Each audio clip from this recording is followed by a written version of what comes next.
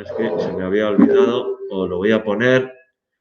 Si os fijáis en el... Voy a compartir, perdón, voy a compartir una pestaña de Chrome, voy a compartir con los de casa. Aquí, compartir. Vale, ahora estáis viendo esta pestaña. Si os fijáis en el Google Class, el trabajo de clase, está la actividad científica, hay los ejercicios de evaluación. Vamos a ponerlo bien. Vamos a ponerlo bien. Esto es el dedo gordo. ¿Qué vamos a hacer? Esto es, si uno escribe con los dedos gordos, pues pasa lo que pasa. Vale. Ejercicio de evaluación de la unidad didáctica 1. Estos son los ejercicios. Están en un PDF que lo podéis ver. Si os fijáis, esto lo vais a ver siempre en los exámenes. Una tabla con los estándares. Y si os fijáis, esto suma 10 puntos. O sea, el tema 1 se va a evaluar con esto. Punto. Es una oportunidad estupenda que tenéis para ir mejorando vuestra media. Como todo esto son cuestiones que luego en la EBAU no tienen mayor importancia, pues yo aprovecho para hacerlo de esta manera, ahorro tiempo y os doy a vosotros la oportunidad de mejorar vuestra media.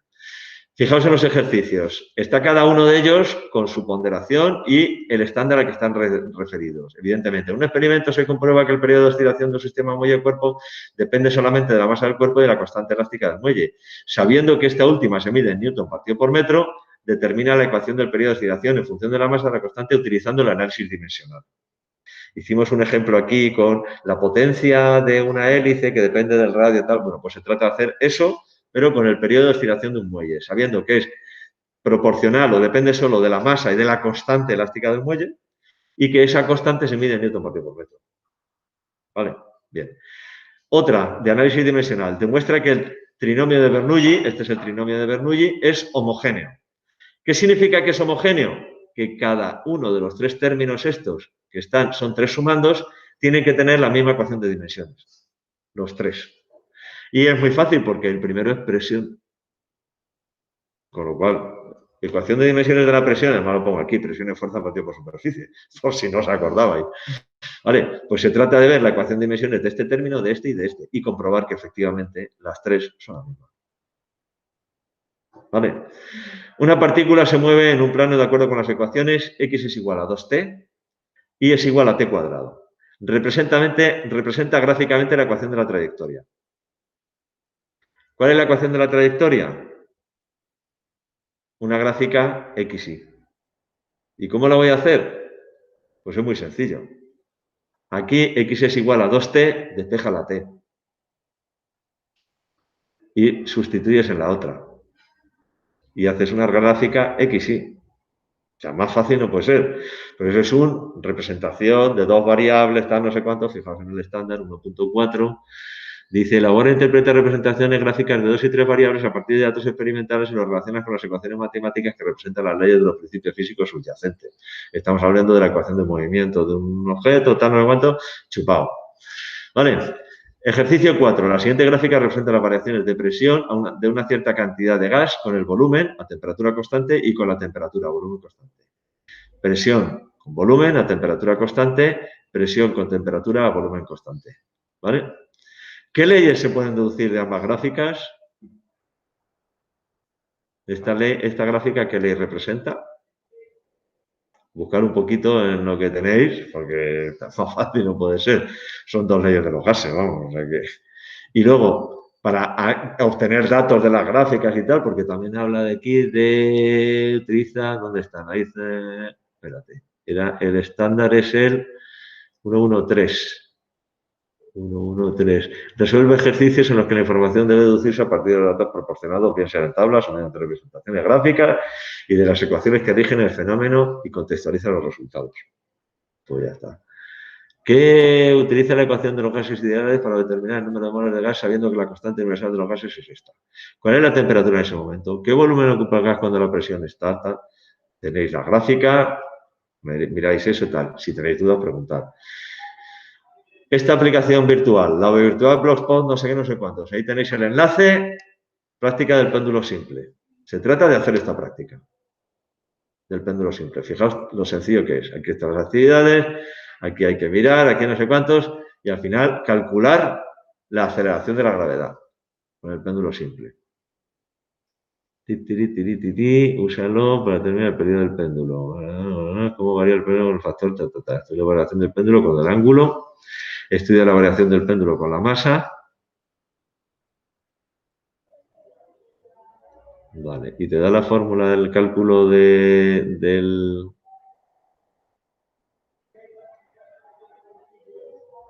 ¿Te da la fórmula del cálculo de la aceleración de la gravedad? Vale, os la daré yo. Bueno, ¿cómo se hace esto? En el panel de control elijo el ángulo con el que yo voy a empezar a mover el péndulo, 40 grados. La masa que cuelga del péndulo, la longitud del péndulo, 0,5 metros, 0,7, 1 metro, 1,5 metros es la longitud del péndulo. ¿Y dónde está? Bueno, el grosor del hilo, 1 milímetro, 2 milímetros. ¿Y dónde estás? En la Luna, la Tierra, Marte, tal. Le das, lo pones en marcha y el péndulo se pone a oscilar. Y entonces, con este cronómetro que tenéis aquí, empezáis, y una oscilación es eso. 2, 3, 4. Vais contando oscilaciones y midiendo el tiempo. Paramos aquí y aquí ya tenéis las gráficas para ver el periodo de oscilación del péndulo. Evidentemente, el periodo no lo hacéis midiendo una sola oscilación. El periodo medís, contáis unas cuantas oscilaciones y dividís el tiempo por el número de oscilaciones. Porque si lo intentáis hacer con una sola vais a cometer mucho error. Si lo hacéis midiendo varias oscilaciones, el error se reparte entre todo el número de oscilaciones, por lo cual el error al final es menor. ¿Vale? Y una oscilación es un movimiento de ida y vuelta. Es decir, si yo empiezo a contar el tiempo cuando el péndulo está aquí, digo, ahora una oscilación es el péndulo va y vuelve. Eso es una oscilación. Esto no es una oscilación, tiene que ir y volver. Es completa la oscilación, ¿vale? Bueno, se trata de hacer esta práctica.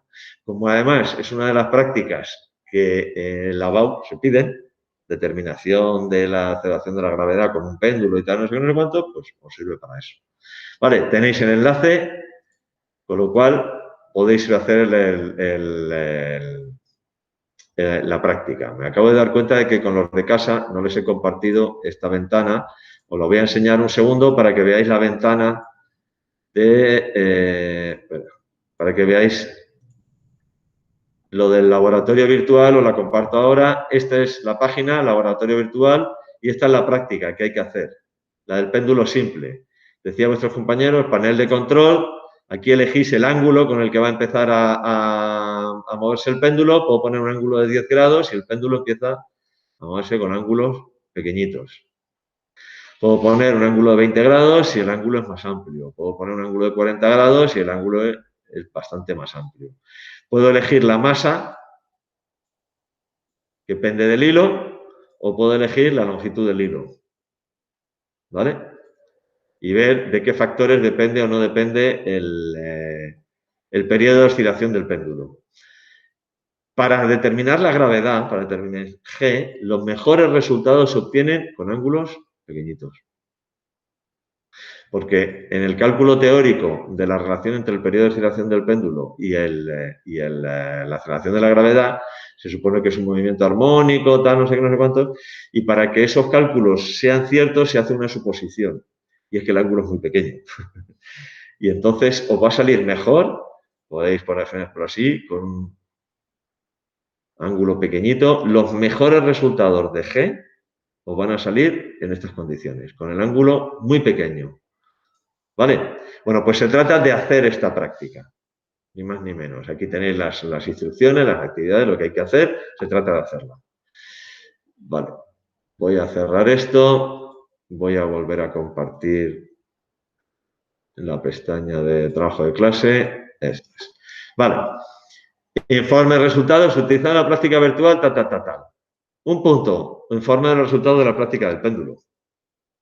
¿Vale? Luego, realizar una búsqueda en Internet de productos milagrosos y describe aquellos contenidos o detalles que te hagan pensar que se trata de un producto fraudulento y no de una verdadera aplicación o una investigación científica seria. El otro día os he enseñado yo lo de la Power Balance. Esa no vale. Esa no vale. No vale. Y luego, os he puesto también un capítulo de un libro que se llama Una breve historia de casi todo, para leer y resumir. El estándar... Espera, he cerrado esto. El estándar dice, selecciona, comprende e interpreta información relevante en un texto de divulgación científica y transmite las conclusiones obtenidas utilizando el lenguaje oral y escrito con propiedad. Como yo tengo que evaluar eso, pues nada más sencillo que, oye, os leéis este capítulo, son 4 páginas el capítulo, y hacéis un pequeño resumen de una página como máximo. Una página, el resumen. ¿2 caras o una cara de Word? Página es página, hoja es hoja, ¿vale? Una página. Aquí, si me estoy dando cuenta de que esto está copiado de otro año y fotocopias disponibles en conserjería. No os hacen falta las fotocopias en conserjería porque tenéis el documento aquí. Bienvenido al sistema solar. Son 5 páginas. Hasta aquí, de ahí hasta aquí. Evidentemente, este es el capítulo 3, solo se trata de leer el capítulo 2. Hacer un resumen del capítulo 2. Buscar científicos que se mencionen en ese capítulo y hacer una breve reseña biográfica de los científicos. 3 científicos, se mencionarán más, pero 3 científicos, el que queráis. Y una breve reseña biográfica es cuándo nació, dónde, cuándo murió y cuál es su aportación principal a la ciencia. O también situarlos un poco a lo largo del tiempo, una escala temporal. ¿Vale? Esto es muy sencillo, muy fácil. Fecha de entrega, 30 de septiembre. Tenéis una semana para hacerlo. ¿Os parece suficiente? Yo creo que sí. Los ejercicios se hacen rápido, la práctica la hacéis en un ratito, tal, no sé qué, no sé cuántos, y luego pues el capítulo ese os lo leéis esta noche y en un rato lo habéis hecho. ¿Vale? Y se entrega a través de aquí, como tarea de Classroom. ¿Sabéis, no? Lo podéis hacer, escaneáis y lo subís. ¿Vale? Y así no manejamos papel ninguno. Bien, dicho esto, vamos a empezar a hablar hoy ya sí de campo gravitatorio, de ley de gravitación, de cosas de estas. Es decir, vamos a meternos ya de lleno con el tema 2. Vamos a compartir la pantalla. Ya está. Bien. Por fin, vamos a empezar a hablar de cosas serias. Tema 2. Empezamos bien. ¿Me salgo yo fuera? Aquí. Tema 2. Campo gravitatorio.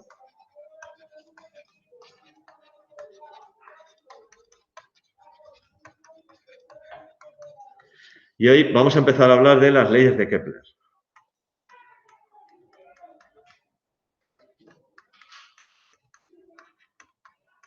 Leyes de Kepler, que son 3. Y que además la primera y la segunda son consecuencia inmediata del principio de conservación del momento angular que vimos el otro día. De hecho, ya avanzaba un poco, ¿no?, la relación entre ese principio de conservación del momento angular y las leyes de Kepler. Entonces, primera ley de Kepler. Bueno, sabéis que a lo largo de la historia... Estoy aquí, perdón, es que esta de primera ha quedado muy mal. A lo largo de la historia, las teorías sobre la posición de la Tierra en el universo, el movimiento de los planetas, etcétera, etcétera, han variado a lo largo de la historia. Originalmente, como era lógico, ¿no?, pues los antiguos, el hombre primitivo, los egipcios, etcétera, etcétera, pensaban que el Sol giraba alrededor de la Tierra. Es bastante lógico, ¿no? Porque tú lo que observas es por la mañana, tú estás por la mañana aquí, estás en la Tierra, estás en tu casa, estás aquí y observas que hay una bola así que brilla mucho, que por la mañana empiezas a verla, que hace un recorrido así a lo largo de todo el día y que por la noche desaparece. Entonces, es lógico pensar que es una cosa que está dando vueltas alrededor de ti. Los planetas también se pensaba que giraban alrededor de la Tierra, pero los planetas presentaban un problema. Y es que hacían un recorrido un poco raro.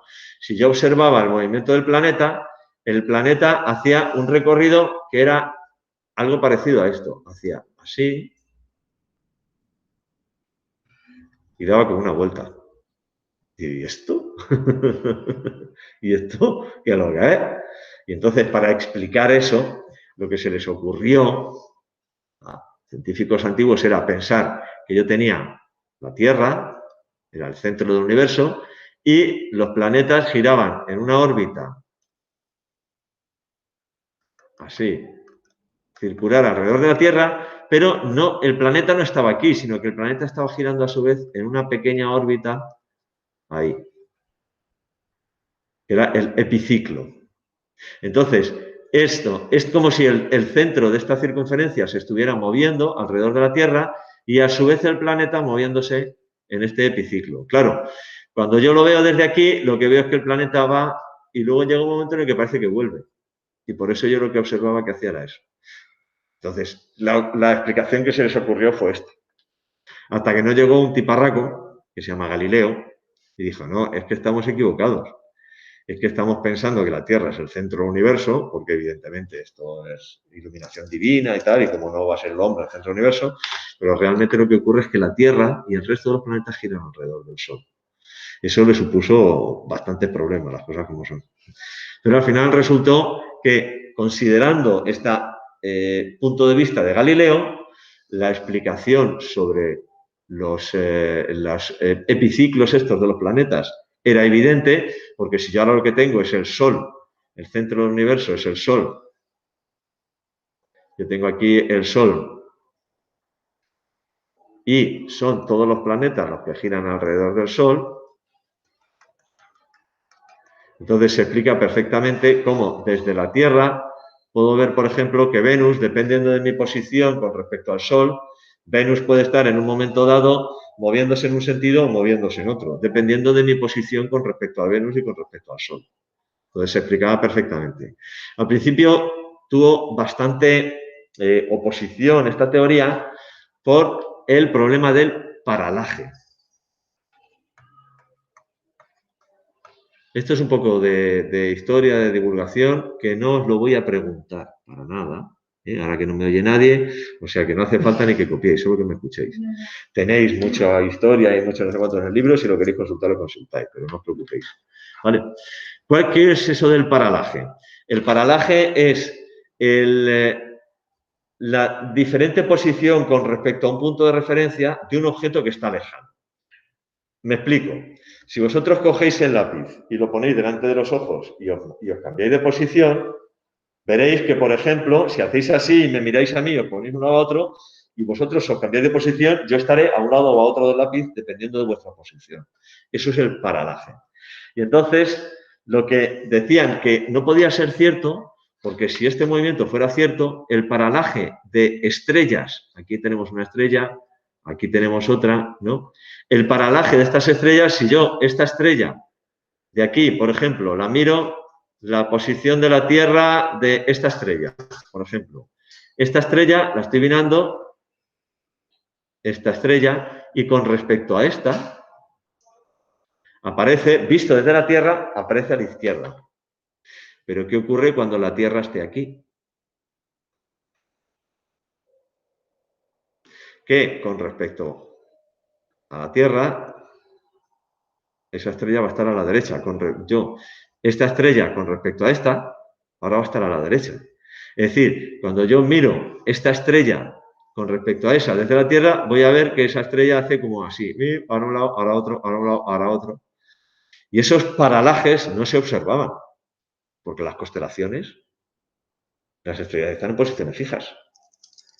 ¿Cuál era el problema? Es que ellos pensaban que las estrellas están mucho más cerca de lo que están.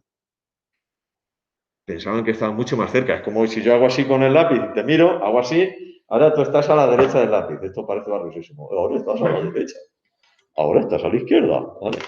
Ahora, si yo esto lo hago con el lápiz, con tu bolígrafo, y tú te lo pones delante, muy cerca de donde estás tú y alejado de donde estoy yo, por mucho que yo me mueva, tu posición con respecto al bolígrafo no va a cambiar. Es decir, tú ahora te mueves y te mueves hacia un lado hacia otro y mi posición con respecto a este bolígrafo no cambia. Porque estoy más lejos de ti y más próximo de mí. Y si ya nos mando a casa Rubuelos, por ejemplo, pues ya no te quiero ni contar. Y el problema era ese. El problema era que ellos pensaban que las estrellas están mucho más cerca de lo que realmente están. Entonces, cuando se empezó a tomar conciencia de todos estos problemas, ya la teoría heliocéntrica de Galileo empezó a tomar peso, ya hubo más científicos que la aceptaron como válida, y uno de ellos, que ya se empezó a explicar con leyes el movimiento de los astros, fue el famoso Kepler, que postuló tres leyes que las obtuvo de forma experimental. Él observando con un telescopio dijo, pues esto, no sé qué.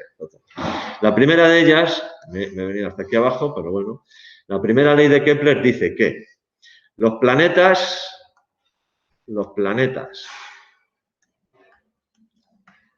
giran alrededor del Sol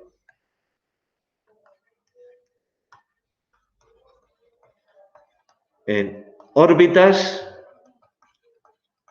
elípticas planas. Esa es la primera ley de Kepler. Los planetas giran alrededor en órbitas elípticas planas. Es decir, para Kepler, el sistema Tierra-Sol se podía representar con una órbita elíptica, más o menos, ¿vale? El Sol colocado en uno de los focos de la elipse, este sería el Sol, y la Tierra girando alrededor del Sol. ¿Sabéis matemáticamente en qué consiste una elipse? A ver, en una elipse hay dos focos. Esto, vamos a hacer un paréntesis, lo vamos a poner aquí. En una elipse, voy a ver si puedo poner aquí una elipse.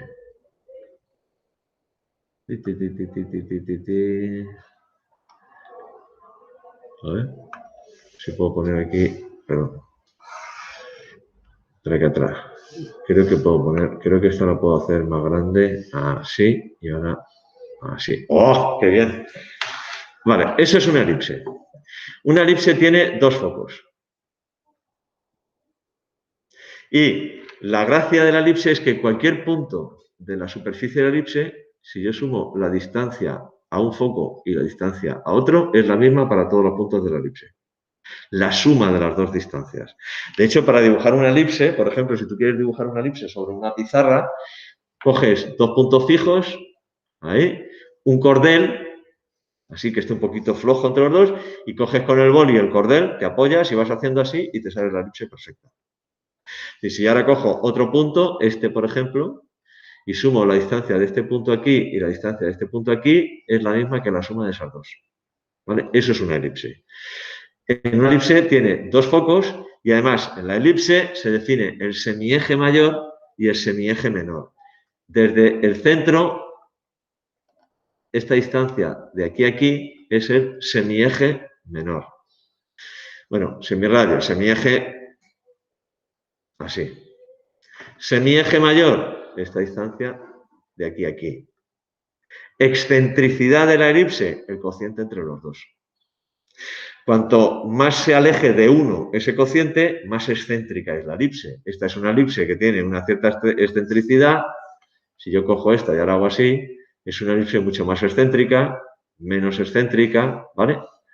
Porque el cociente entre los semiejes va cambiando. Bueno, pues para Kepler, esto ya era un paréntesis, esto ya lo podemos borrar, un poco para que sepamos de qué estamos hablando. Vale, borramos todo esto, que no nos hace falta para nada. Ya está. Vale. Kepler, joder, comparada con la otra elipse, esto es de risa. Pero bueno, Kepler decía que los planetas se mueven en órbitas alrededor del Sol, órbitas elípticas alrededor del Sol, que estas órbitas son planas y que el Sol se encuentra en uno de los focos de la elipse. Esto me da dos posibles posiciones extremas, ¿no? Lo que se llama el afelio y el perihelio, que es, en un caso, la Tierra en la posición más alejada y, en otro caso, la Tierra en la posición más cercana. La Tierra, afelio y perihelio. Eso además explicaba las estaciones, porque pensaban que aquí estamos en verano y aquí estamos en invierno. Como estamos mucho más alejados del Sol, aquí estamos en verano y aquí estamos en invierno. Vale. La suposición de Kepler no era incorrecta, es cierto, los planetas se mueven en órbitas elípticas alrededor del Sol, lo que ocurre es que las excentricidades son extraordinariamente bajas. La excentricidad de la órbita de la Tierra es 0,99 no sé cuánto, o sea que prácticamente casi son circulares. Un dibujo más real sería casi un círculo alrededor. Y el tema de las estaciones se explica no tanto por la distancia al Sol, sino por la inclinación de la Tierra. El eje de la Tierra se ve que está inclinado, ¿vale? La inclinación del eje de la Tierra con respecto al plano de la elíptica o de la eclíptica, que es el plano de la órbita de la Tierra. Entonces, pero bueno, sí es cierto que son órbitas elípticas y que los planetas giran alrededor del Sol en órbitas que son planas. Claro, esto Kepler lo dedujo pues a base de mucha observación, pero nosotros hemos visto que como la única fuerza que provoca el movimiento de la Tierra alrededor del Sol es una fuerza de tipo central, es la atracción de la gravedad, entonces el momento de esa fuerza con respecto al Sol es cero. Y como el momento de la fuerza es cero, el momento angular de la Tierra en su giro alrededor del Sol es constante.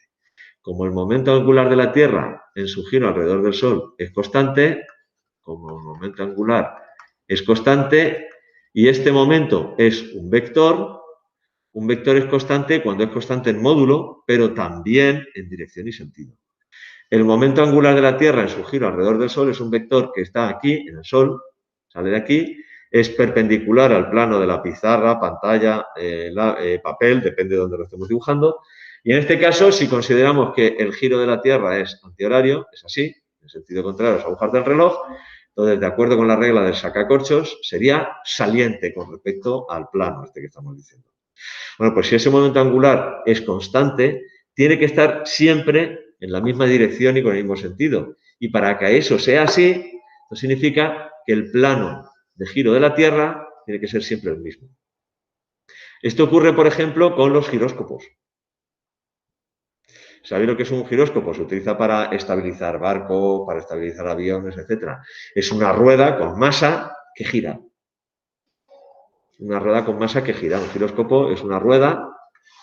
Yo coloco aquí un eje.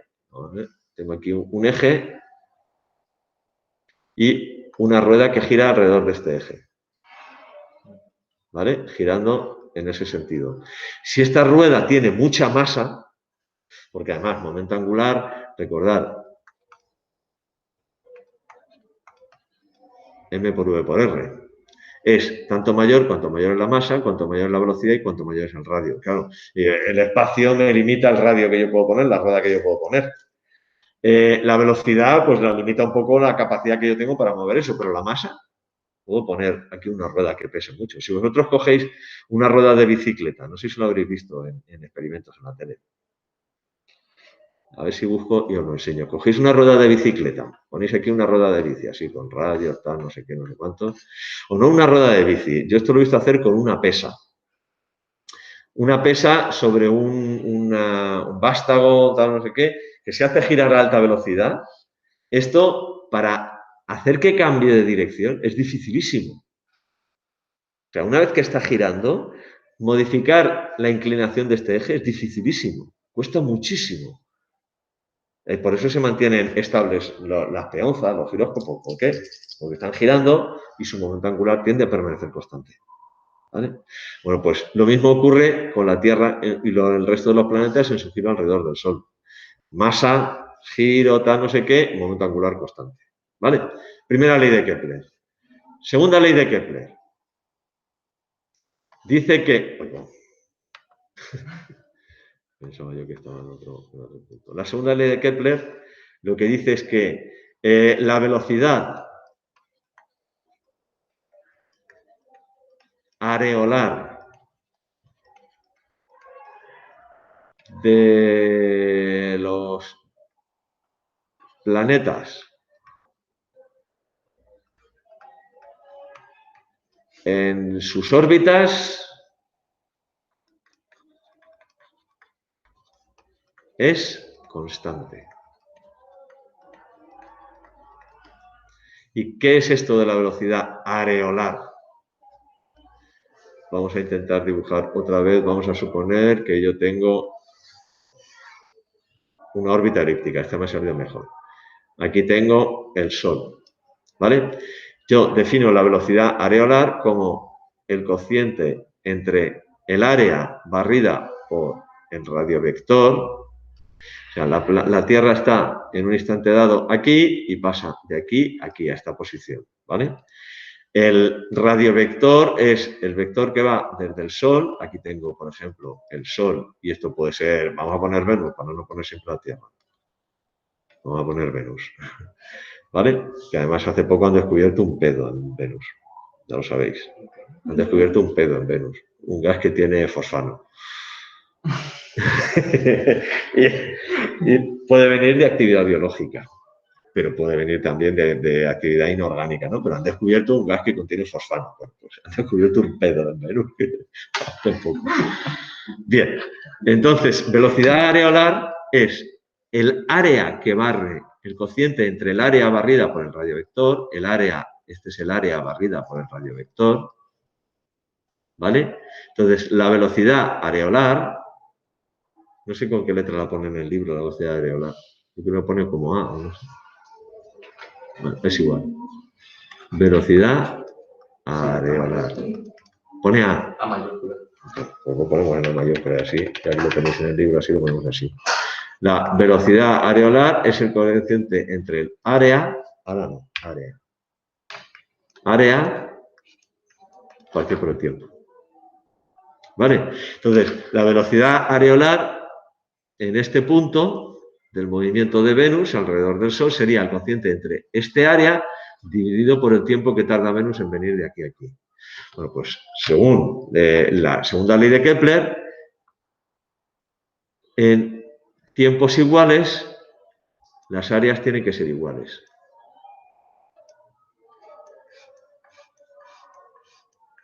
Es decir, más o menos, el dibujo me lo estoy inventando, pero que se note que más o menos es representativo.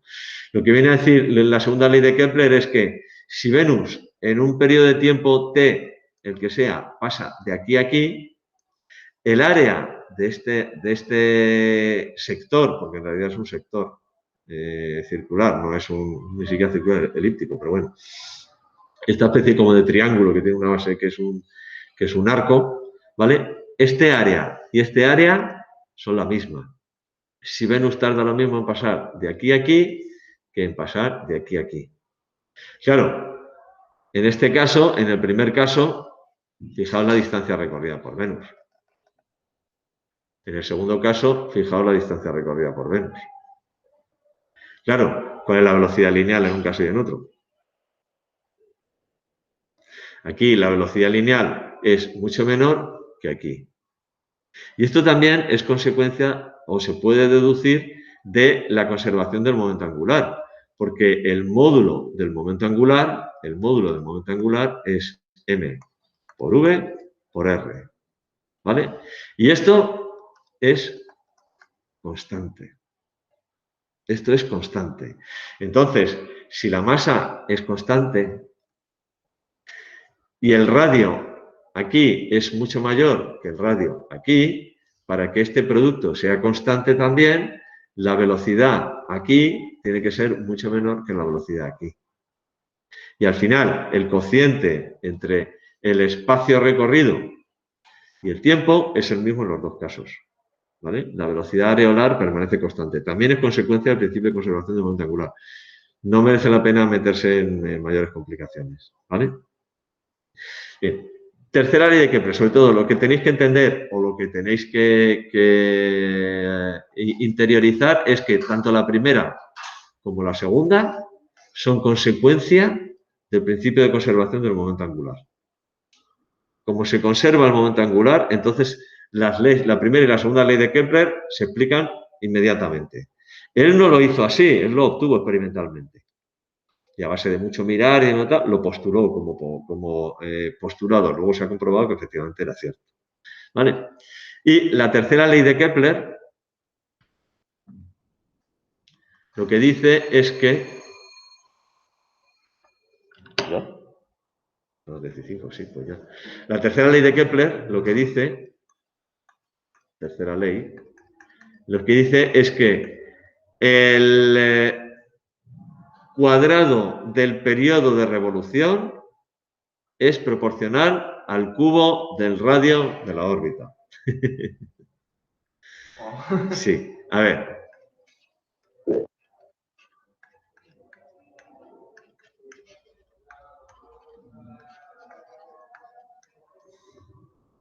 O lo que es lo mismo, para un determinado planeta se cumple que el cociente entre el periodo de revolución al cuadrado partido por el radio medio de la órbita al cubo es constante.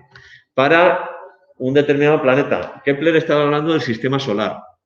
Y entonces él lo hacía todo referido al sistema solar, Entonces, para todos los planetas del sistema solar se cumple que el cuadrado del periodo partido por el cubo del radio es una constante. O lo que es lo mismo, yo lo puedo poner de esta manera. Conocido el periodo y el radio por ejemplo, de la Tierra, conocido el periodo de Marte, puedo calcular el radio de la órbita de Marte. Es decir, puedo relacionar periodos y radios de dos planetas. ¿Vale? No merece la pena meterse en más escena. Mañana ya os comento, el próximo día, no sé si es mañana o pasado, el próximo día comentamos la ley de gravitación universal y nos ponemos a hacer ejercicio. A toda velocidad. Esto va a toda velocidad, porque además donde debemos dedicar tiempo es hacer ejercicio. Y hacer ejercicios tipo EBAU. Veréis que son muy fáciles. En realidad son muy fáciles. Si tenéis claras, nada, 5 cosas que hay que tener claras del campo gravitatorio. Está chupado. Chupado. ¿Vale? Veremos cómo a partir de la ley de gravitación universal de Newton podemos deducir esta tercera ley de Kepler también. Y veremos cómo se aplica. Primero vamos a hablar de movimientos de planetas, periodos, radios, tal, no sé qué, no sé cuántos, y luego hablaremos del campo gravitatorio desde el punto de vista energético, energía, potencial, cinética, energía mecánica, conservación de la energía, y haremos ejercicios, ¿vale? En casa, pues lo mismo. El próximo día seguimos hablando del gobierno. Bueno, yo dejo de grabar en estos momentos y mañana seguimos. Si tenéis dudas sobre mirar lo de los ejercicios y si tenéis dudas me lo decís, ¿vale? Venga, hasta luego.